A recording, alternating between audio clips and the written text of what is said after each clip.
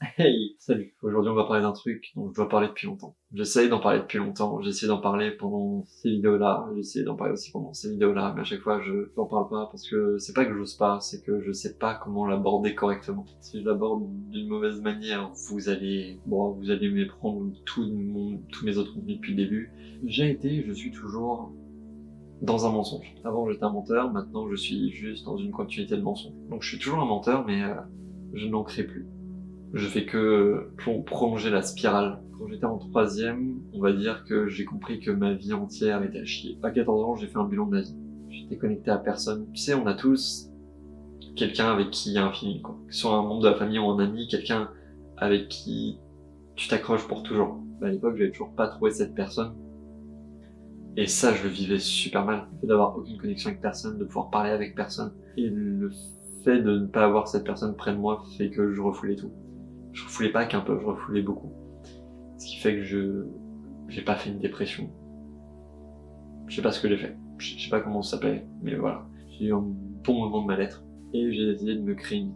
Durant toute ma vie, dès que je sentais que j'étais à l'écart des gens, je créais un mensonge. Un mensonge qui faisait que les gens me parlaient et s'approchaient de moi. Et ça a toujours marché, parce que mes mensonges sont toujours bien construits en fait.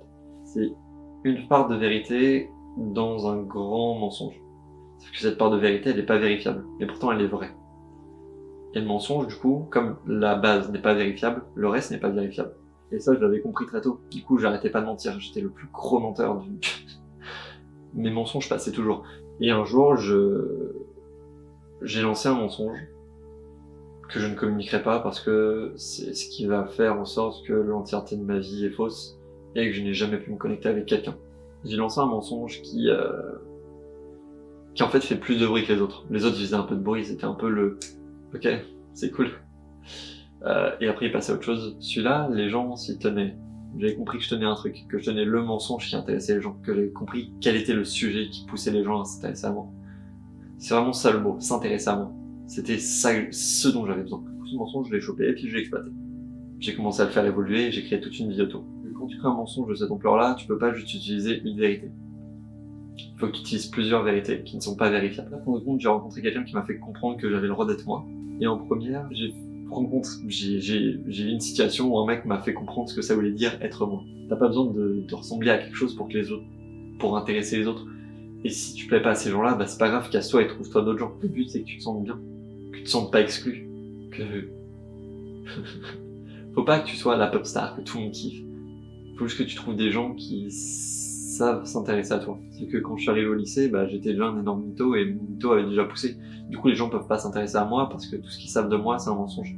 Et puis, je l'ai rencontré. Il m'a fait comprendre que être moi, c'était pas une insulte. La première fois que je n'ai pas menti, c'était le plus beau jour de ma vie. Parce que j'ai compris qu'il y avait aucun problème avec moi. Quand j'ai raconté une vraie vérité à cette personne, il s'est passé un truc chez moi. Et j'ai compris que raconter des choses aux gens, c'est ce qui me faisait me sentir bien. J'ai pas besoin d'attendre la bonne personne pour parler. J'ai juste besoin d'avoir une oreille qu'elle a pour écouter. Et en première, j'ai un gars qui est venu vers moi. C'est un mec dont tout le monde se foutait de la gueule. Il était vraiment seul. Il partait en salle de musique. Et dans cette salle, on a chanté, mais vraiment, moi, je faisais n'importe quoi. Et lui, il kiffait le moment. Et c'est là qu'il m'a fait comprendre c'est quoi être moi. Arrêtez de penser à ce que vont dire les autres. Juste, si t'as un truc qui te passe par la tête, fais-le. Bon, on parle pas des pensées suicidaires, hein.